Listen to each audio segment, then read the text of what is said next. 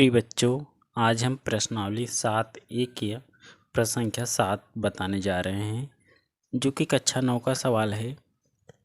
और प्रिय बच्चों, आप लोग से हम क्षमा चाहते हैं क्योंकि दुर्गा पूजा का समय चल रहा है, बाजा दिन रात बजता रहता है, तो इसलिए हम वीडियो नहीं बना पा रहे थे प्रिय बच्चों। ठीक है, दुर्गा पूजा ख़त्म होती है जैसे आप कमेंट करेंगे वैसे ही वीडियो अपलोड कर दिया जाएगा। प्रिय बच्चों, आप ध्यान से देखिए इस सवाल को। लिखा है AB एक रेखाखंड है। देखिए चित्र में आपको समझाते हुए चलते हैं। सवाल जैसे लिखा पहले आप समझ लीजिए। लिखा क्या है, AB एक रेखाखंड है। तो AB देख रहे हैं यहाँ से लेकर यहाँ तक एक रेखाखंड है। ठीक है, यहाँ से लेकर यहाँ तक एक। ठीक, फिर कह रहे हैं और इसका P जो है मध्य बिंदु है। P जो है मध्य बिंदु है, इसका मतलब ये जो लाइन होगी ये वाली AP जो होगी PB के क्या होगी, बराबर है प्रिय बच्चों। और हम यहाँ से लिखते हुए चलते हैं हल में। ठीक है, हल में आपको क्या मिल गया, AP बराबर PB। यह क्या है, दिया हुआ है प्रिय बच्चों। जैसे हमने सवाल पढ़ा इतना चीज़ मिल गई। ठीक, आगे क्या कह रहे हैं, D और E रेखाखंड AB के एक ही ओर स्थित दो बिंदु इस प्रकार हैं। जो D है और E है रेखा AB के एक ही ओर, मतलब एक ही ओर, चाहे इधर हो चाहे इधर हो, आप नीचे भी बना सकते हैं और या ऊपर बनाए, कोई दिक्कत नहीं, लेकिन एक ही ओर होना चाहिए। ये नहीं कि D यहाँ है E यहाँ है, यहाँ पे ऐसा नहीं। ठीक है, एक ही ओर होना चाहिए, एक ही ओर बनाए। ठीक है, आगे ध्यान से देखिए, जिसमें लिखा है एंगल BAD।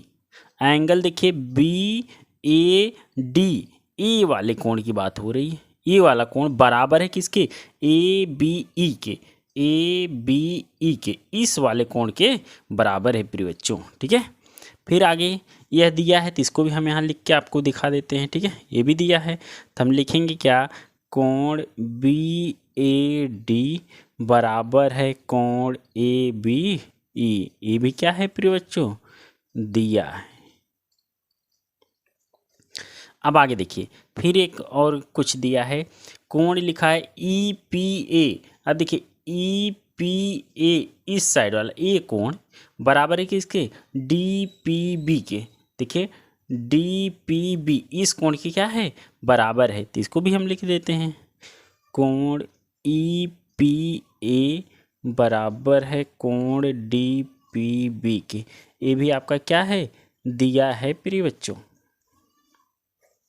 अब आगे देखिए क्या कह रहा है, कह रहा है कि दर्शाइए कि, मतलब सिद्ध करना है, DAP त्रिभुज बना है, DAP इस वाले त्रिभुज की बात हो रही है। देखिए ध्यान से, DAP ये वाला त्रिभुज सर्वांगसम किसके है, EBP के, इस वाले त्रिभुज के सर्वांगसम है। यह सिद्ध करना है। और क्या सिद्ध करना है प्रिय बच्चों, AD लाइन कहीं है, ये वाली ADABE इसके बराबर है।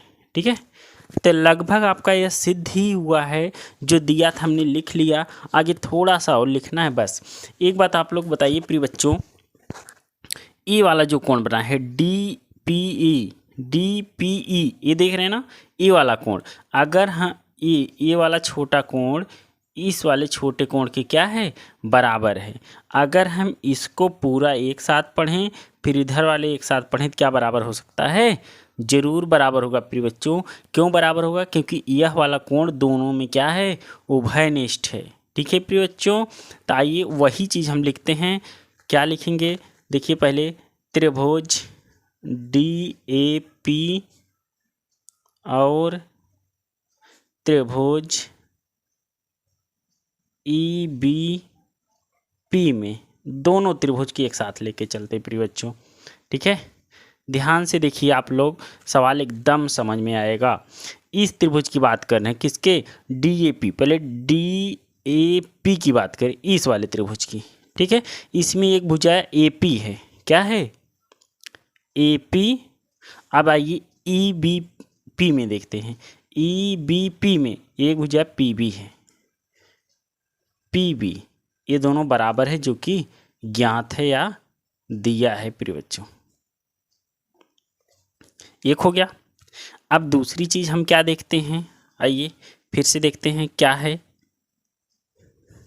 अभी अभी हमने बताया था जब हम ये पूरा एंगल लेंगे, ये वाला पूरा एंगल कौन सा, ए पी डी, यहाँ लिख दे रहे हैं एंगल ए पी डी, ये एंगल बराबर होगा किसके, angle A P E plus angle E P D के, ठीक है। और इसी के बराबर क्या होगा प्रिय बच्चों, ध्यान से देखिएगा, इसी के बराबर आपका होगा कौन सा एंगल, इस साइड वाला B P E, B P E, और ई यह किसके बराबर होगा, angle B P D plus angle D P E की। देखिए ये वाला एंगल प्लस ये वाला एंगल करेंगे, ये वाला दोनों, तभी तो ये आएगा। इसी प्रकार इधर वाले में ये वाला एंगल प्लस ये वाला एंगल, तभी तो ये वाला एंगल आएगा पूरा, ठीक है। और ये छोटा वाला एंगल जो ए पी ई या ई पी ए, ये तो दिया है ना, ई पी ए कहिए चाहे ए पी ई कहिए, यह दिया है किसके बराबर है, डी पी बी के, डी पी बी कहिए चाहे पी बी पी डी कहिए, बात एक ही है प्रिय बच्चों, ये दिया है, ठीक है। ये एंगल बराबर हो गया, तो इसको हम एक लाइन में यहाँ ऐसे लिख सकते हैं, कोण ए पी डी बराबर होगा कोण बी पी ई के, ठीक है प्रिय बच्चों। ये समझने के लिए वाली लाइन लिख दिया, बात समझ में आई। अब देखिए यह भुजा बराबर हो गई, यह कोण बराबर हो गया, ठीक है। अब आपको एक चीज़ और, कोई या भुजा या कोण बराबर कर दिया जाए, त्रिभुज आपका सर्वांग सम हो जाएगा प्रिय बच्चों ना, बात समझ में आई। आइए उसको भी आपको दिखा देते हैं, जो कि त्रिभुज में खुद दिया है।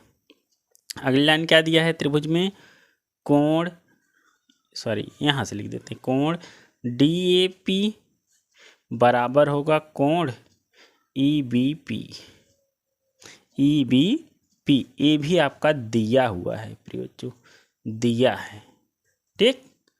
अब देखिए यह कोण हो गया, फिर इसके ऊपर जस्ट ये कोण हो गया, फिर यह भुजा हो गई, तब यहाँ पे आप लिखेंगे अतः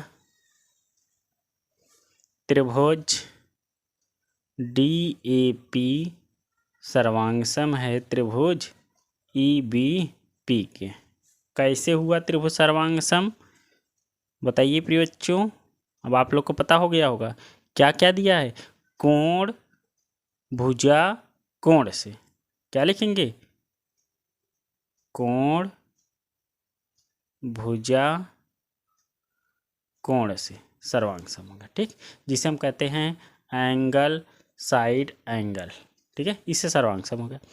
जब अब यह भुजा इस भुजा के बराबर, यह कोण इस कोण के बराबर, ये बड़ा कोण इधर बड़े वाले कोण के बराबर, तब क्या होगा, जो सिद्ध करने के लिए दिया A D line, A D B के क्या होगा, बराबर होगा, इसलिए ए